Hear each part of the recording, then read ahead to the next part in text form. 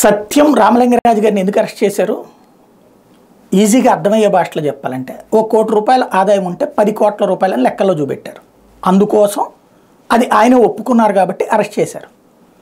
ఆ టైంలో కంపెనీ పరిస్థితి శాంతం మునిగిపోతే దేశానికి సంబంధించినటువంటి ఐటీ సెక్టర్ రెప్యుటేషన్ పడిపోతుంది, అందులో ఉన్న ఉద్యోగుల జీవితాలు పాడైపోతాయి అన్నటువంటి ఉద్దేశంతో అప్పుడు కేంద్ర ప్రభుత్వమే మీరు కొనుక్కోండి అని మహేంద్రాని అడిగింది.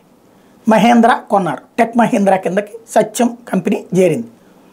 అయితే ఆ రోజున ప్రభుత్వం ఏం చేసింది అంటే, ఇన్కమ్ ట్యాక్స్ ఏం చేస్తుంది, ఎంత అయితే చూపించారో అంతకే ట్యాక్స్ కట్టమంటుంది. అంటే ఇందాక చెప్పుకున్నట్టుగానే ఈజీగా అర్థమయ్యే భాష చెప్పాలంటే, ₹1,00,00,000 డబ్బులు ఉంటే 10 కోట్లకి లెక్క చూపెట్టారు కాబట్టి 10 కోట్లకే ఇన్కమ్ ట్యాక్స్ కట్టమంది.